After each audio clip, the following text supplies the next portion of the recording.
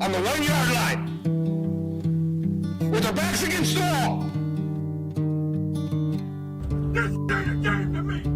If you think it's a game, get the f*** off of this box. Look at this. Oh, they're rushing.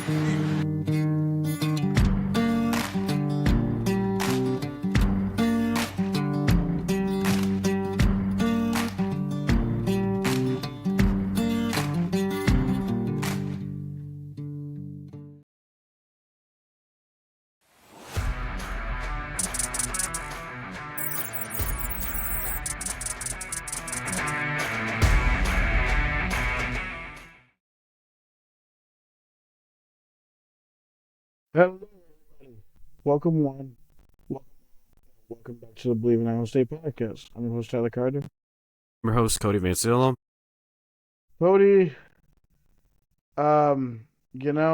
it's been a very, very bad week for Iowa State basketball, and we're gonna have to pull this one back out. But it makes me feel some type of way. Like it. Oh boy. I just, ugh, yeah, no laws when you're drinking claws. Yeah, it was a rough one, man. And this is probably what everybody else is doing when they see us watching basketball. Yep. I mean, I was like, I didn't. Oh, This is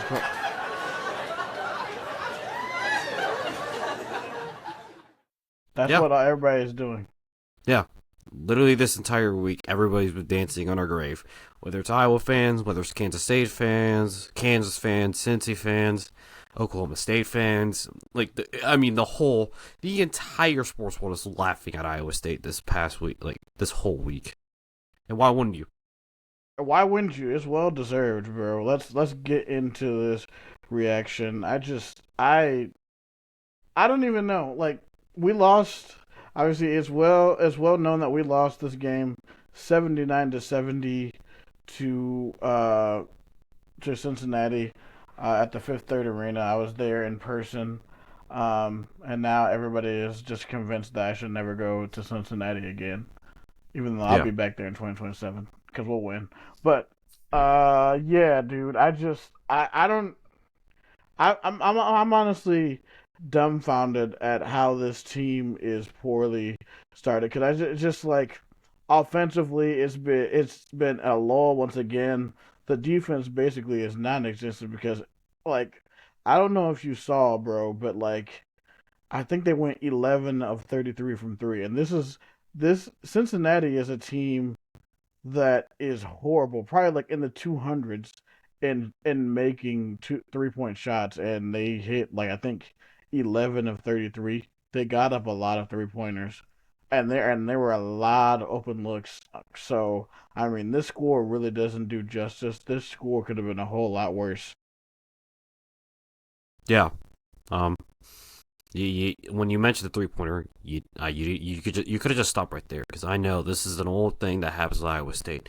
You always have a team that just doesn't do any, like, whatever it is well.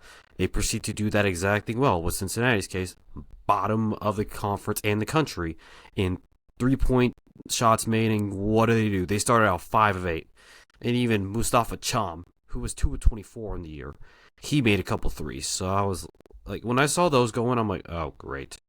It's one of those days, huh? I said the same thing, bro. I'm like, when he's making shots, I'm like, oh, we ain't winning this. I knew, I Yeah. knew. No, he only went Once we saw him, Mustafa Cham making shots, it was over. I'm like, oh my gosh. The funny thing is, he only went like 2 of 5 from the floor, but that him making that 3 was, I didn't even care. That was indicative. That was pretty resembling of the entire day, and not even just that, just the embarrassment that was the rebounding. That was a joke in itself. Talked about getting out rebounded 15-11. Like it just felt like Iowa State just could not get themselves out in transition. They couldn't get out in transition because they couldn't get the rebound, and I don't know what it was.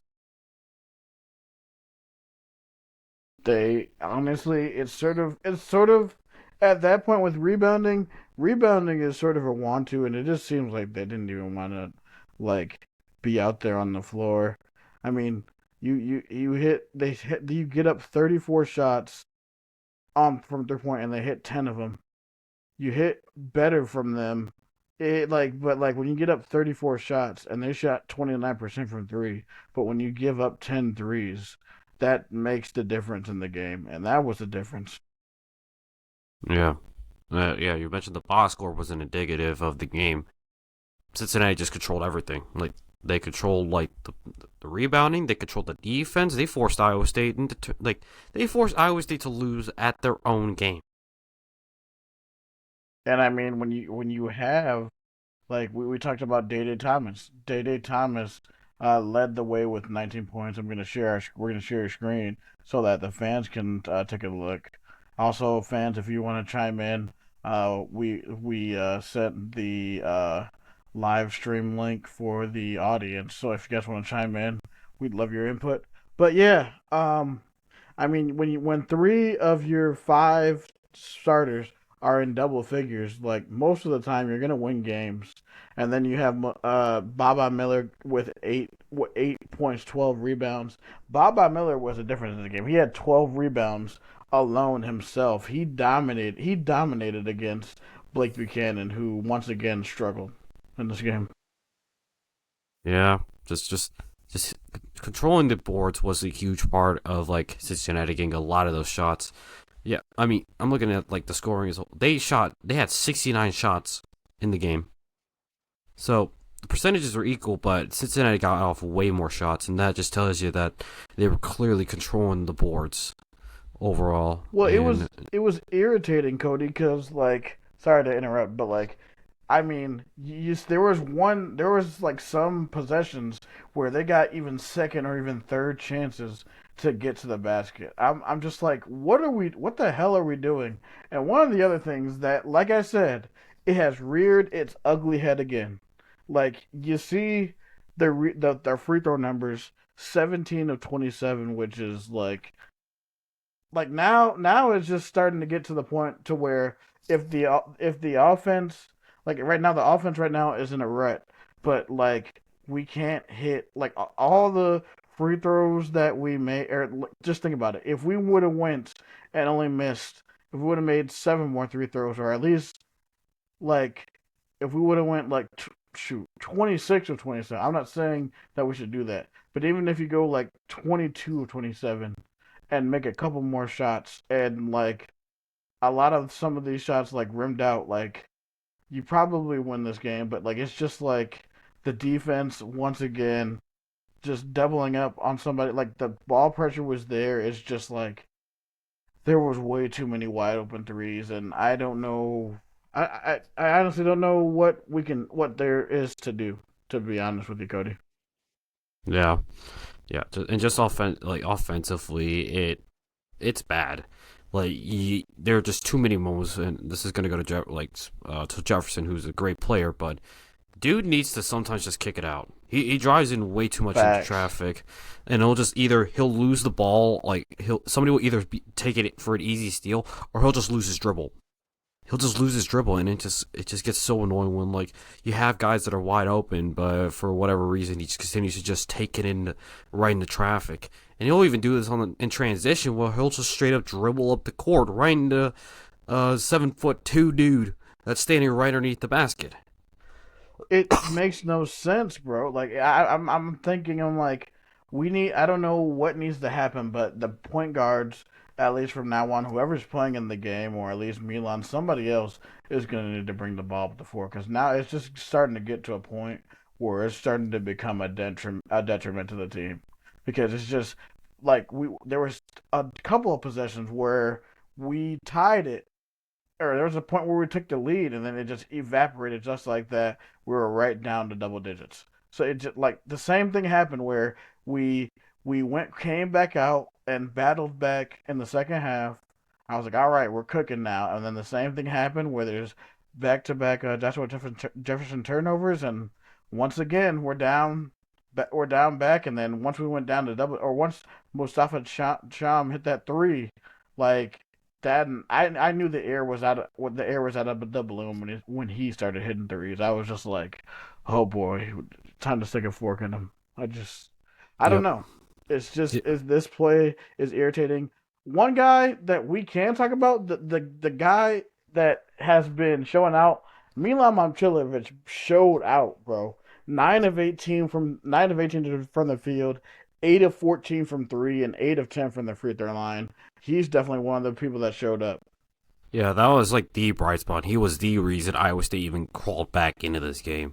Obviously, the first half he didn't have any, like he couldn't get a look, but the second half he got a lot more looks, and he was taking advantage of them. Yeah, 8 threes, and I think there was just that time, like for 8 of the 9 threes by Iowa State he made. So it's clear that he's still our best shooter. Like that, it's clear by a clear mile. But I mean, man, if you literally pair this with like it, let's say like an average, like an average night with Taman Lipsy, who he like we know he's not like 100%. He's never gonna be that, but he just doesn't look like as healthy as you like him. And then Torre, he's going through freshman slump. This is typical. He's hit the freshman wall, so I think he'll bounce out of it. But yeah, and Buchanan, I don't know if he'll bounce out of it like Torre will, but I think he will. And then just not much from your bench, but Nate Heisey looked really good. Got a couple of like good good baskets, and then just the defensive effort there. And then Jamari Bateman only didn't play too much, but I do like where he's at. He needs more minutes. I think we'll probably see that in the UCF game when we break that down next. But like, I just think I don't know. I'm Go so ahead, go happy ahead, the Cody. guys are finally home. I'm glad the guys are back home because I think they need the jolt. They need the home crowd. Yes, home crowd. I know it was a rough week, but please show up for these boys. I know I'm frustrated, but I'll be watching tomorrow. Yeah, The guys need a lift. I'll have to see if I can make it because my class schedule, like obviously classes start tomorrow, and but apparently I guess I have a really late class like thing, so I don't know. We'll have to see if I make it. Yeah, well, hopefully you can. Cyclone Nation, make sure you show up to Hilton tomorrow to cheer on the guys. Um, yeah, dude. To um, to close this preview, and then we're gonna talk a little bit about women's after before we get into UCF for men's. But what do you think? Like, because now what offenses are gonna do now, or what? Or sorry, what offenses? Defenses are gonna be like, okay, well, obviously Milan is their best shooter, so we'll just double Milan, and we're gonna force everybody else to beat us because now it just seems like this offense is just so predictable right now. So like for you, what do you think it's going to take like for this offense to become much more balanced and not be like a Milan? Basically, we got to hope Milan scores 40 and then we win. Well, number one, you still go to Milan because he's going to open up the offense a lot. So that allows, like, I think that's just allows the pressure to be off because, like, you got to get going early. Because, again, Right. this is another game where he didn't get going until the second half. So I think teams are going to probably be, like, probably still come out not pressing Milan because he doesn't really start cooking. So if you do that sooner, if you force him to, like, do that sooner, you could probably open up space for the guys a little more. Number two, you probably want to see, like, more scoring, like Lipsy getting to the paint, Torrey probably the same. So you want to be able to like crash. Like I think you got to just get guys that can go into the paint and be strong with the basketball because that's been missing the last couple of games. Is just being strong with the basketball. Yeah. Like probably this is probably Dominicus has played the worst game of the season because it's just like he couldn't get his feet under him or couldn't get set or anything at all, and he looked very sloppy. I don't know what happened. So obviously, he this is his first season too, so hopefully things can turn around for tomorrow's Yeah, game against yeah, UCF. and I think that's. Yeah. I mean, we talk about offensively. It starts defensively. You got to be like. I think it was said in the post game that they weren't desperate enough. They got to play with a sense of desperation. Like this sense of Yes. very because Houston had Cincinnati. They went in Cincinnati won. Arizona's probably going to do the same thing. Like, what separates them from Iowa State? and you would think that Iowa State should be in that like same echelon. But what separates Houston, Arizona from Iowa State is that desperation and not getting complacent. Iowa State's gone too complacent, and and it's a trend. It continues to happen in January, and Iowa State needs to find a reason to be to play desperate. And I think just this week is a wake up call. Oh, definitely, yeah. He's definitely going to be pointing that out in practice. Well, he pointed that out See? like I think on Sunday. Oh, yeah. Um, and I don't know because I don't know what it is. I think maybe this for the women it's just something totally different. Obviously, Addie Brown and Ariana Jackson are both gonna be out for a while, but man, Iowa State just gets absolutely trounced on the road by the Cowgirls, 86-58. Cody, what's happening to this women's team, man? They can't do anything right. They legitimately can't do anything right. They can't shoot the basketball well. They're not taking care of the basketball well, and they can't get a stop.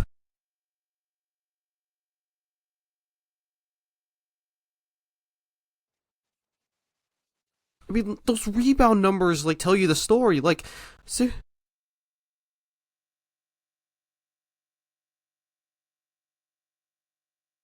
Man, wow, they're only 32 rebounds.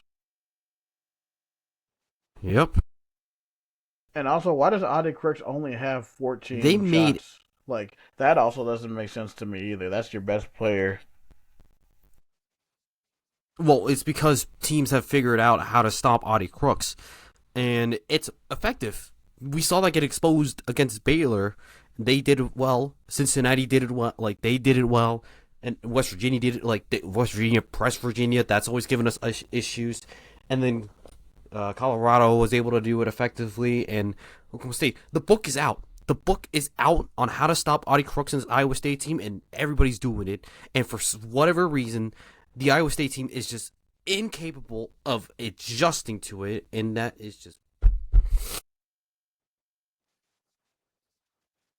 I, Words cannot describe to me just how bad this is. I'm just. It's like it's probably not gonna it's not gonna end anytime soon either. This was the team we were Yes, talking about. I I mean, think just right before the year started, could have been a contender to host NCAA basketball tournaments. Now I don't even know if they're going to make the tournament at this rate. yeah, there's a lot of work to do, and you basically they're gonna hope that they can tread water at that point to even like just stay within the conference race. The conference race is long gone. You're not talking about Yeah. you can't even talk about winning the conference. You're talking about making the tournament at this point because the book is out. Like I said, the book is out on how to stop this team and just the inability of anything going right for the women, and it's just it's given up. Yeah, it's given up just the 86 that that second quarter just outright embarrassing. Giving up that 30 points, that was ridiculous. I think they started that on a 16-1 run, and I mean it's just the shooting numbers. I don't know. I'll just 6 of 14 shooting for Audie, 6 of 13 for Jada. You threw out the entire bench basically trying to figure out something, and it just nothing was going the way. Meanwhile, Oklahoma State, like talk about 3-point shooting, 5 of 17 for Iowa State, 14 of 37 for Oklahoma State. Yeah, it's just frustrating, man. Yep. I don't know. Like, I didn't think it should be like. I knew Addie Brown was important, but I didn't realize she was this. And so was Ariana Jackson. Like, I didn't realize the defense would steeply drop off with Ariana Jackson out. I didn't either, man. It's just it's so like frustrating to watch as a fan, and you don't want to like try to pile on. It's just like now it's just starting to get frustrating because it just seems like the same thing is Mm-hmm. happening again and again and again, and like everybody is trying to search for answers, and like it seems like now the coach don't even know what to do. He don't even know how to fix this. Right. Like I don't know. Yeah. Long way to go just for this women's team. And I hope maybe, just maybe, a home game for them against like Cincinnati, who they just lost to a couple weeks ago. Maybe that can give them some sort of spark. I don't know. Let's hope so. All right, Cody. We are going to take a deeper look into the UCF matchup. Obviously, we're going to go into Evan Maya. Um, obviously, I'm getting that set up right now, so bear with me. I mean, while you talk about that, yeah, I mentioned this. This will be the first game back with all the students, so this is going to be like probably a pretty important game for Iowa State to kind of get themselves like back on their feet before your road trip to Oklahoma State. And this is part of that like stretch before Kansas and Houston, where you really need to just like you need to rebound in a bad way. Like you gotta. I think the ideal thing is you win out because Yes. you in order to stay in pace with the Houstons, the BYU's, the Texas Techs, and the Arizonas of the conference. That this game you got to just come out with a statement. Yes, you do. Now we are going to take a deeper look into this and then we're going to look at the game predictions, and we're going to look at the upcoming games. Um, Obviously, we're going to go down and look. Yeah. There I we mean, go. something to note, like, while bringing that up, their most recent game against Arizona, this was in Orlando, and they were really competitive. They did not give Arizona an easy, they gave Arizona a fight. They sure did. Yeah. I mean, 84-77 was that final score, but there were points in time where UCF, they cut the lead to 2. So this was a competitive one for them, and I think this is a good sign for UCF because I think this team is a much better team. They've got they got Stillwell, Jermichael Stillwell, who performed pretty solidly for them. But yeah, this is a much better, I think, just UCF team than in years past. They did it the thing that kept them in this was their free throw shooting, 93% from the line, 13 to 14. And that's gonna be and that's gonna be an issue because if a team can make their free throws, I mean, we're right now we're in trouble right now. Like what does Iowa State need to do to like stay or to get a win? Because I mean, one of the things that I look at is just like we need to be a lot better inside. Like that's one of the things is like we've been getting dominated by the big men. Obviously, these last few games. Um, do you see any mismatches that we can take advantage of in this game? Um, I I don't think I've remembered too much of the UCF roster, and I probably couldn't name too many things, but but if I look, I guess at Arizona, the Arizona game, uh, let's see, Themis Folks for UCF, he put up 30 against Arizona, so he's gonna give us difficulties. He also had 8 assists, so he's gonna be the primary guard. He's gonna be the primary point guard, I would assume, for UCF, and that's the spot where Kelly Torrey should be able to play better defense. Ideally, he should be much better defensively than I think he was in the last game. Because Yeah. Torre did get into foul trouble. Like we know Torre's going to be a good defender. Like he's going to be a good defender. He's been that the past like month, so his defense is still there. But I would still like for him to maybe find some offense, because that if you can be able to at least somewhat match the offensive productivity of Fulks, then I think that can be fine. Yeah. One thing I also will say, Cody, is just like I think like because you know when Nelson came into the game the other day, obviously it was a less than ideal situation, because like I mean there's not really much you can do when you're down by a lot. Mainly because like when you're trying to like the best thing that he does well is driving to the basket, and like we definitely need that a lot more. Obviously, when the offense isn't going well, you probably should get him in there because at least he can draw and get to the free throw line. But like that's one of the other things I think. Obviously, is like uh, I think getting him involved more, I think, is going to help with the offense, and I think will bring the offense along a lot more, especially if you can just get him driving to the hole and try to get baskets for Iowa State, who Hmm. desperately needs them. Yeah, and I think somewhere else you can look at is matchup against Jamichael Stillwell, because he had 6 rebounds in that game, 3 offensive boards. So that's an area where Iowa State needs to be much stronger and not giving UCF second chance points, because that can easily snowball, as we saw in the Cincinnati game. You think like Cincinnati obviously missed a lot of shots, but if they had converted more of them, that thing could have been a 15 or 20 point blowout. Oh, So for sure, it's yeah. that needs to be something to take care of. Jamarcus Stillwell, John Bull, the 7'2" center. So UCF's got yet another tall guy from Africa. This time we got a 7'2" sophomore from South Sudan, John Bull. So So another he'll bowl, jeez, yes. So good lord.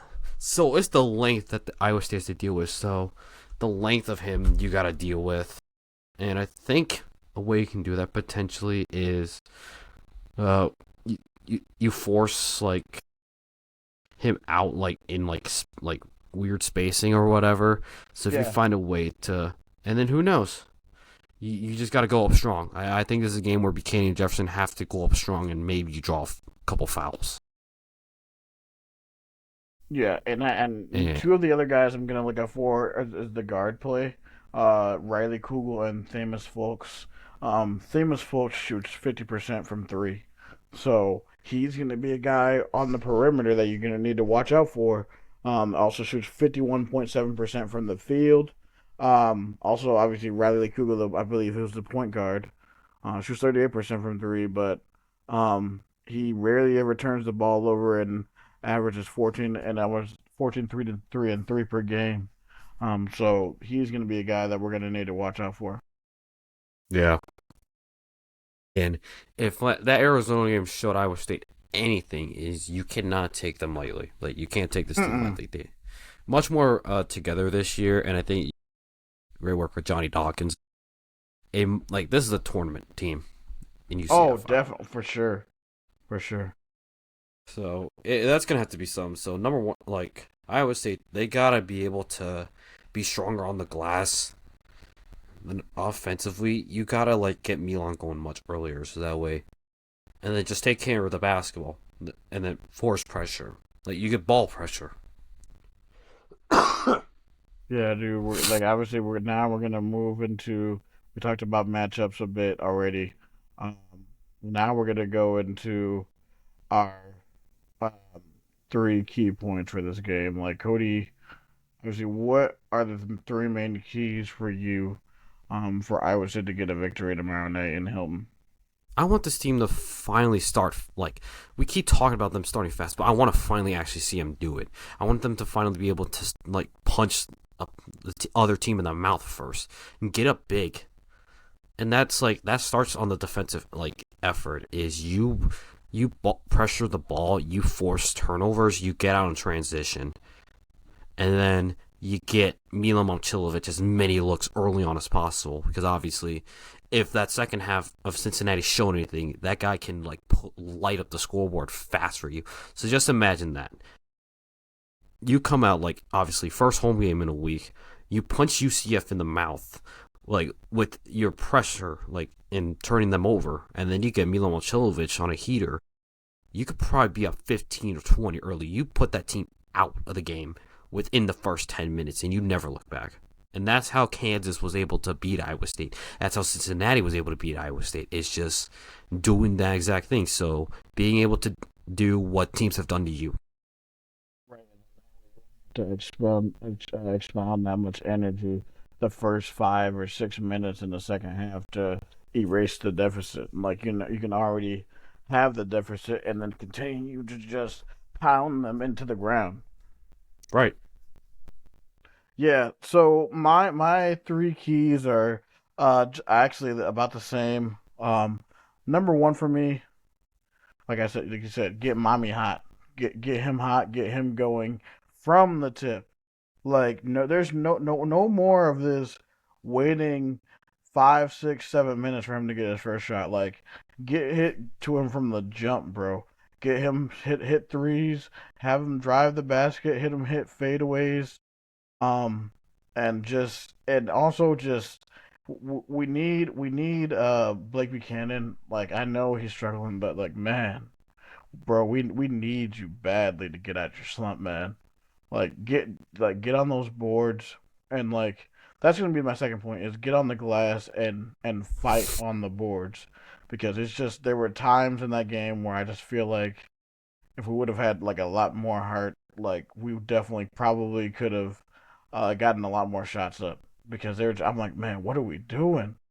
Because I was just so irritated seeing second or third chance rebounds by Cincinnati. I'm like, man, why are we not doing that? We're supposed to be the more aggressive team. We're the team that had obviously that is the much better team, but like it's all about heart.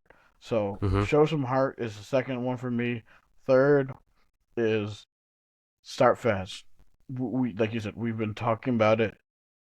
You talk about starting fast, you got to be about it now. Like this is the second game in a row where we haven't seen them start. Well, actually, probably like more fourth or fifth game that we haven't seen. This has been starting probably since what the let me guess, Like probably yeah, West Virginia, West like Virginia this has game. been like, yeah, I think this has just been like we haven't seen this team like look actually somewhat. I don't know. This is what I guess Iowa maybe Yeah, probably since Iowa. So this has been like an issue for the past about month. a past month now. So like I don't know what needs to happen, but we need to start fast, like because once that hellacious start goes in, well, probably that last 6 or 7 game stretch, we Yep. we gotta be ready for that. If you really want a chance, luckily we're only 16-2 right now, so these are our first two losses of the year, and there's a long season left. We still have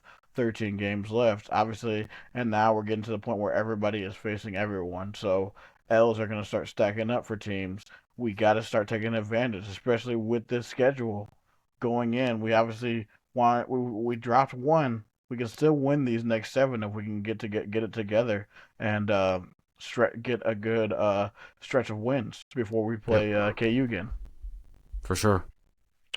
And then to wrap this up, Cody, I want to see what your prediction is for this game. What do you think?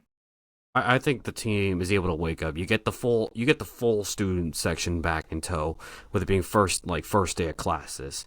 You're gonna get the full one, so like they're gonna probably be they're gonna be anxious. They're in desperation. They want to see this team like win, and the team is like gonna want like that feeling too. So I'm guessing that this Iowa State will find a way to kick out of this like kind of week long slump they've had, and I think they put up 100. Ooh, okay. Send a message. I like it. I like it. 102 to 84 would be my guess. Okay. Like this is a good UCF team, but I think just this like with how pissed off everybody is going to be inside of Hilton Coliseum, Buckle up. Like that.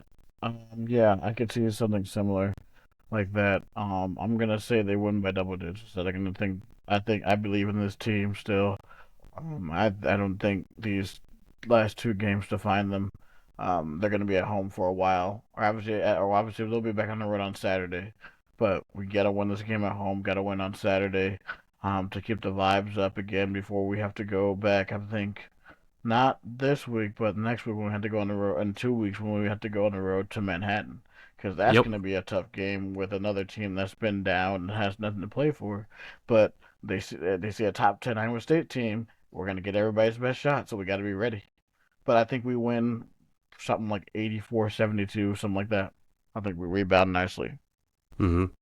All right, Cody, and then to end, we're gonna talk a little bit of football.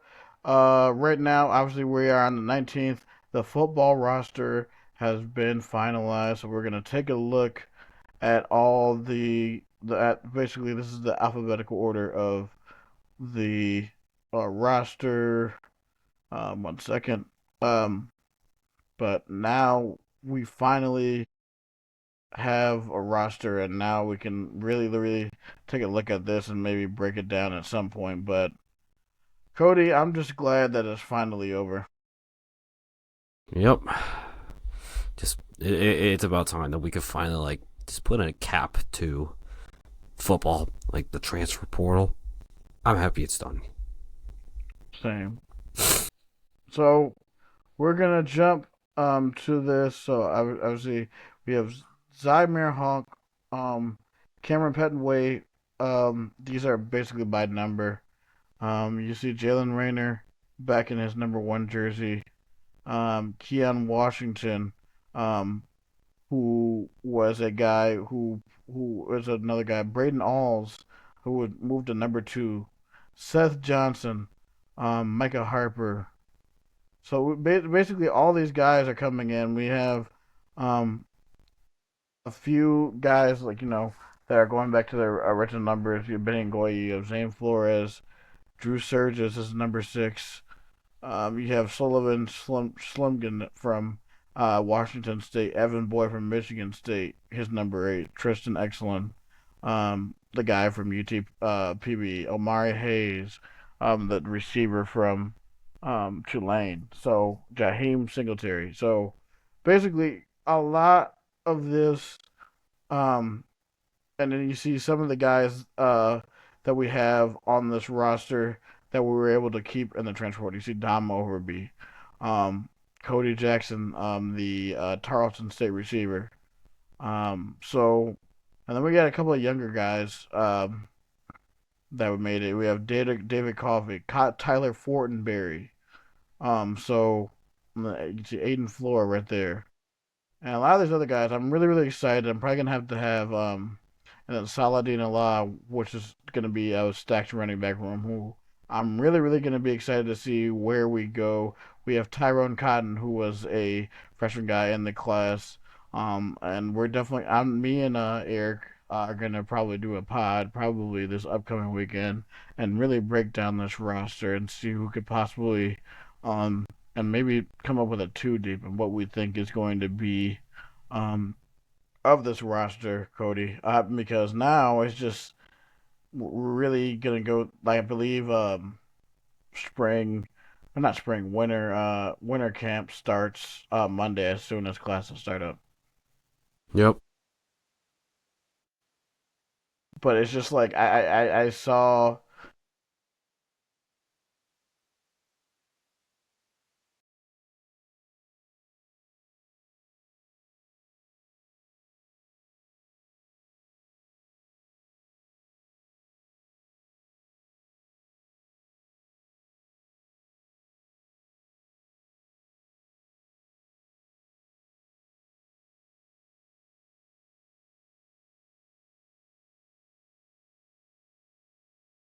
Really excited.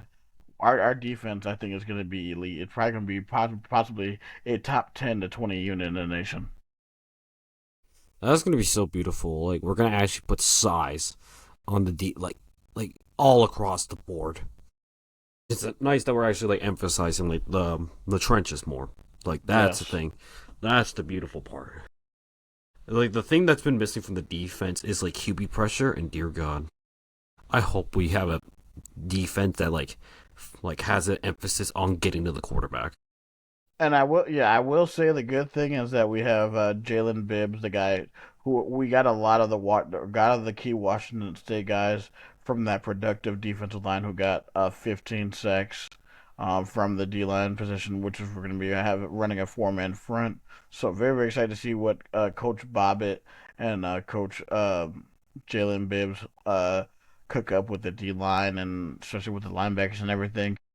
I think our defensive roster is very deep. Offensively, obviously, we're still gonna wait and see. I sort of hope that we're able to get coaches on. Right now, that's gonna be the next process. Me trying to get in contact with some coaches, maybe to see if they're willing to come on and talk ball.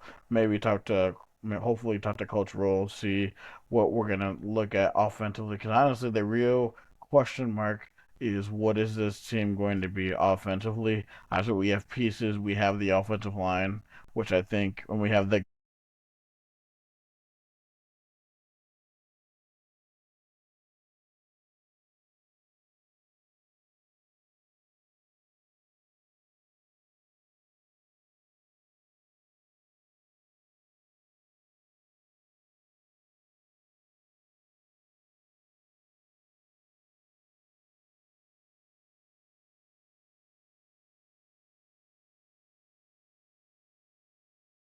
6 with a lot of guys that came over, and we were able to retain some talent from our own recruiting class as well as getting a lot of the Washington State commits from their class. So definitely going to be reaching out to some of those guys and maybe talking to them to see how they feel and how their talents can translate to the roster.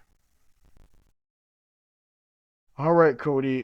Thank you for joining with me. Thank you, everybody that has been on with us. We have basically been gone for 40 minutes today. Few things before we go. A big thank you to FanDuel. Hopefully, you won a lot of money this week betting on the divisional round. We have our championship matchup set. Um, we have Rams Seahawks, so it's going to be a Pacific Northwest final. Um, although the Chicago Bears, my hometown team, the Chicago Bears, fought valiantly. Fortunately, they lost, but congrats on the Bears for a very good season. Um, and it's going to be McVay versus Mike McDonald. And has the Seahawks cooking, man, and it's going to be cool. And then we have which we thought was going to be a matchup where we were going to be excited for the QB matchup. Fortunately, Bo Nix broke his ankle, is out for the season, so we now have Drake May versus Jarrett Stidham. Pretty sure Sean Payton will have him ready to play, but sort of lackluster. But looks like we're going to be ramping up for a pretty good Super Bowl matchup. Mm-hmm. And then you've also got the college football national championship Yes, tonight. tonight. Yes. What are your thoughts on that one? She. I think Miami's gonna do everything they can, like with that elite defense, to try to stop the Indiana offense, but it feels like they're gonna be able to find a way to just pull away.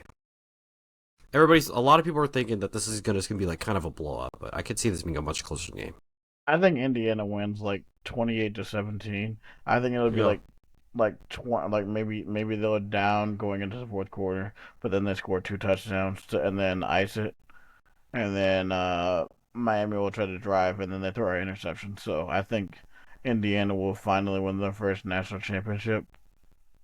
I will say, like, what do you say? What do you think is like the least the least likely outcome in this game?